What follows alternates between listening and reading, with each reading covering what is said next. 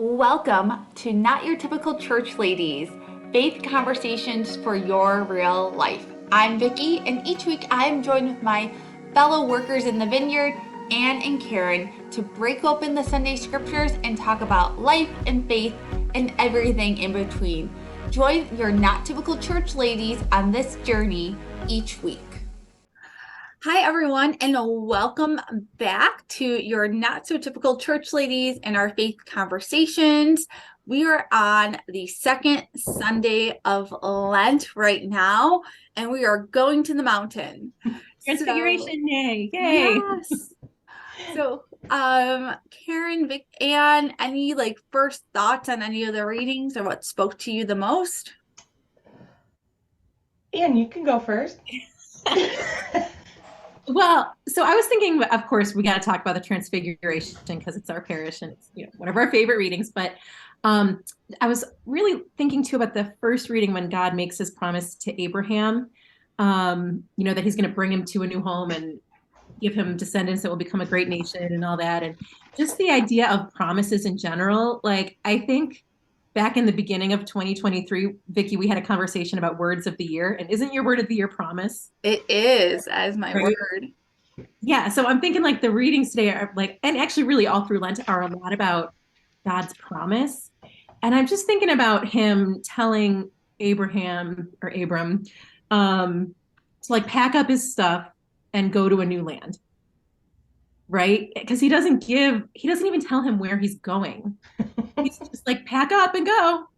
I'll let you know where we're headed later, on the route. And, it's a short first reading and it just tells us and Abraham did what God asked him to. And I'm that is kind of crazy because I'm just thinking, I'm not sure I would be jumping into the relocation across the desert and packing up all my family and my stuff without a little bit of a hint of where we're headed. Do you know what I mean? And just the faith that took him. Yeah. That reminds me too of when Jesus called the disciples to be fishers of men and they just left everything. They didn't even say goodbye to anybody. And I was they left their nets behind. Yeah, they just left. And I was thinking, yeah, I don't know. I mean, I get nervous just thinking about if we do have to move for whatever reason, and that's on me. I can't imagine.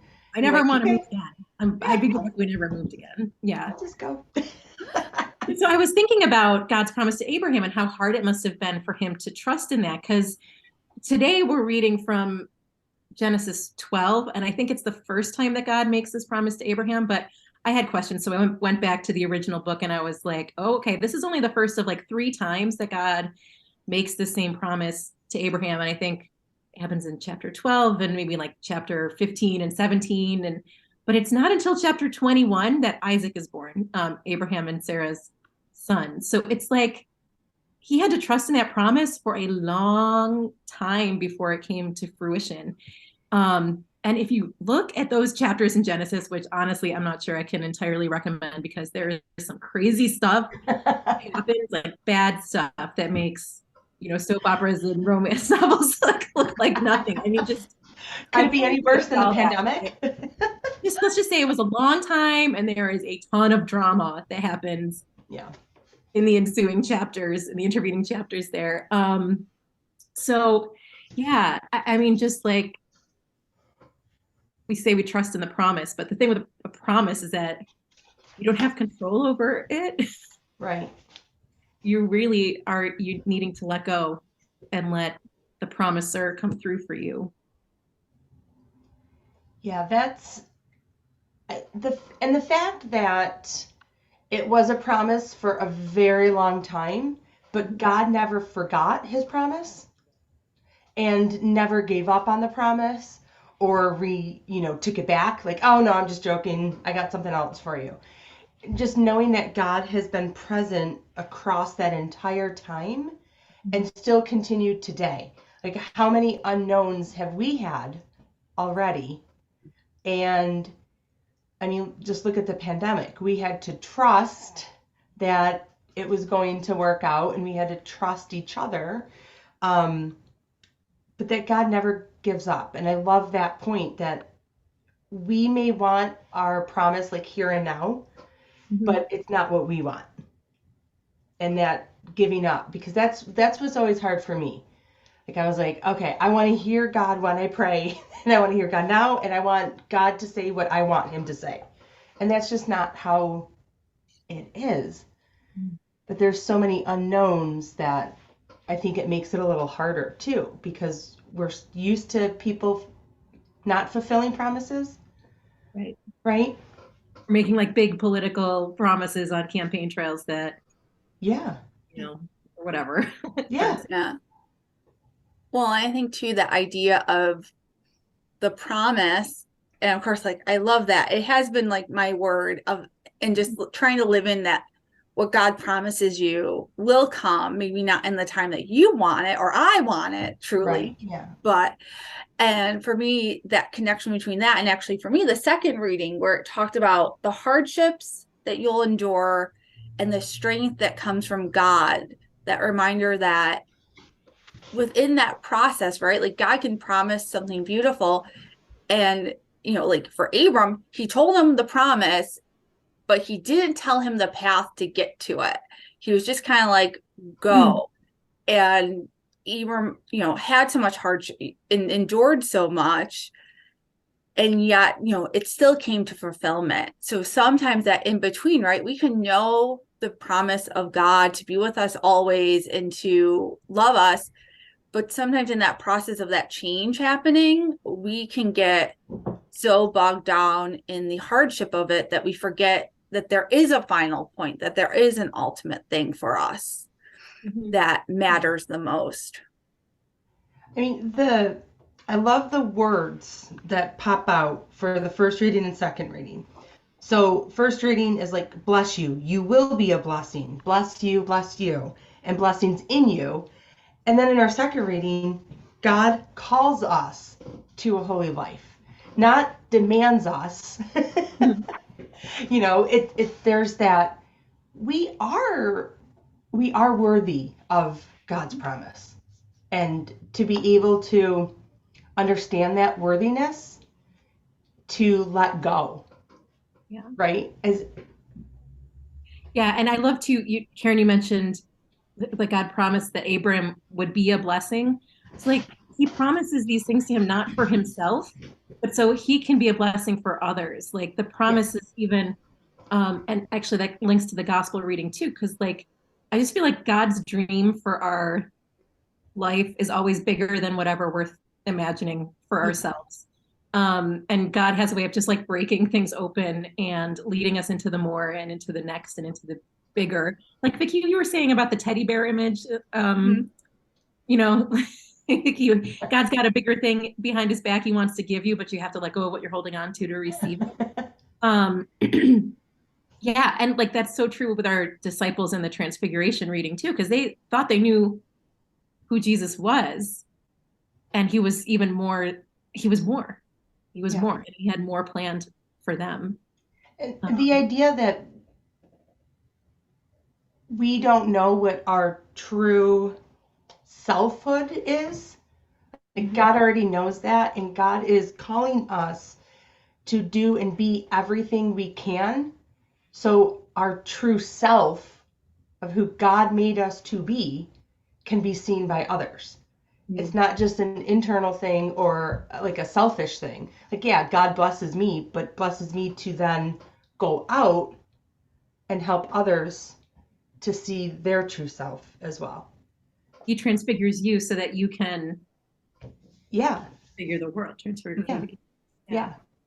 And we're not who we were yesterday. We had to go through that transfiguration, that transformation, whatever. And we're not going to be who we are tomorrow with the knowledge and everything else that we have. Yeah, and I think when you look at our gospel, right, it's this, it's the mountaintop moment, right, that leads to everything that follows, right? Like that encounter, that moment of who Jesus truly was for them is the thing that probably influenced everything they had to do moving forward. But it is one of our favorite stories around here because it is the name of, where Church of the Transfiguration comes from. And it's, also I just think for the church as a whole, once again, that moment of being like, this is who Jesus truly is and why he came here. And this is one of those times that very like hit you over the head, right? Yeah. But I thought, like, looking at that gospel, there's so much there. So what stood out to you about it? What were your reflections on kind of that story that we hear a lot, but every time you hear it, something else happens, something else pops out. Yeah. Well, I'm always going to love Peter, James, and John, and just how, like, when God moves, they're always trying to, like, kind of put their words around it or put their parameters around it or make sense of it. So, like, God does this amazing, miraculous transformation in front of them, and they're like, let's put up tents. I mean, because what else are you going to do? They're just trying to make sense of it. And, like, God bless them. And we all do this, God, when the Spirit moves, it's unsettling sometimes and it's scary sometimes. And I think, Jesus, the first thing he says is, don't be afraid. He says that because they're afraid. Things are not what they appeared to be. And they do not have the reins in this situation, clearly. But that sense that, like, it's good to be here. Like, yes, there's, crazy lights and who knows what else, and who knows what that moment was physically like for Jesus and for the apostles. But I'm guessing it was kind of, not typical, like that, that it was just like maybe noisy and maybe like frenetic, or maybe, I don't know. But it wasn't something that they could manage. It was bigger than they were. And even in that moment of upset and of newness and of change, they were still able to say, it's good for us to be here. Yeah. And that's something for us to hold on to, I think. Yeah. The idea that, I was trying to put myself in that situation. Like, would I have been afraid? Would I ran away? Would I have run away? Would I have been able to? I probably wouldn't have been able to comprehend. But the idea that Jesus is like the calm of this storm. Mm-hmm. And there are going to be times that we're not going to be able to comprehend. I mean, we're in the Eucharistic revival, right? One of the biggest things that is hard to comprehend is transubstantiation, like the true essence of what happens. And we're on this constant journey, but we can't come to that understanding if we don't change and transform in our habits. We're not gonna understand that if we don't go to mass. We're not gonna understand it if we don't pray. We're not gonna understand it if we don't talk to Jesus or talk with other people about our questions. And I love the fact that they're like, yeah, let's set up tents. And Jesus is like, no, wait, we're going to do something different. It wasn't that they were scolded or, belittled. It was like, there's a bigger thing. Mm-hmm. And to let that go and let that change happen. And the fact that I just love Jesus being the calm of the storm. Like, this is all happening. And he's just like, don't be afraid. We got this. Just go with me. I love that. And I also think, that part where Jesus says, like that they're going to do something else. It always reminds me, and you both have ran youth retreats too. So, this moment that of like people not wanting to leave the retreat or not, like they have been changed and they don't, like, they're in their bubble and they don't want to leave their bubble. And I just thought that just came to me so much as I was reading that part, that idea of you're not meant to stay in that bubble. You're meant to go out and use that even in the messiness of the world that you're going back to. And, how important that is. Like you are transformed, but then you are called out to do something new. You're not meant to just stay in that comfort place forever. how uniquely awesome is it that we find the comfort at Mass and the comfort in the Eucharist, and then we're sent out. We have that dismissal right, and we're summoned to go out. But the world is crazy and scary, and sometimes we aren't able to do it because we're out of our element.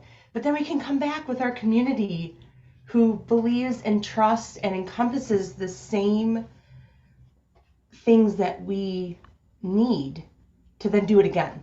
So it's like every Sunday is kind of like our retreat, except, people want to leave for football. But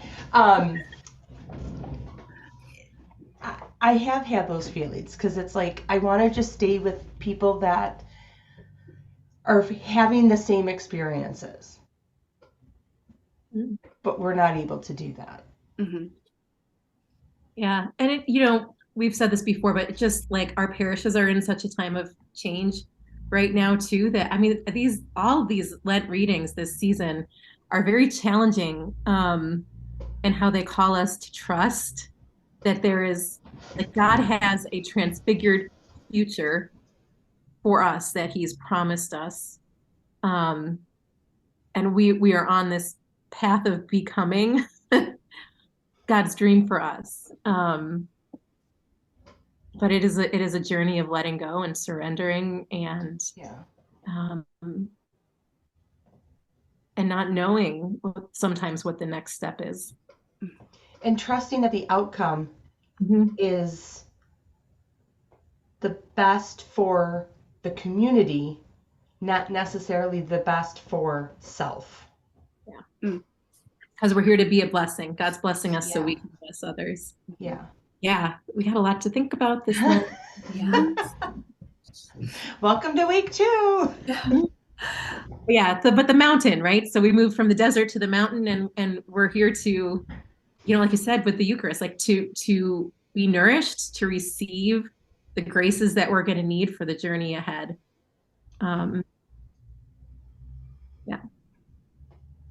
And to recognize too, we're only in the second week of Lent, that this journey is, it's a lifetime journey, but even our journey through Lent is just in the beginning stages of seeing what Jesus will do in us through this time. Mm-hmm. But does anyone have any final thoughts or things? That's it for me, I think. Yeah, I think trust in God's big dream. Yeah, trust, promise, letting go. Walk back down the mountain. Don't put up signs. Yeah, we can't always stay on top of the mountain. That's a good point. Well, we've so enjoyed our time with you again this week, and we will see you back next week as we keep on going on this journey through Lent to become forever changed. So we will see you back next time. Bye for now. Bye, everybody.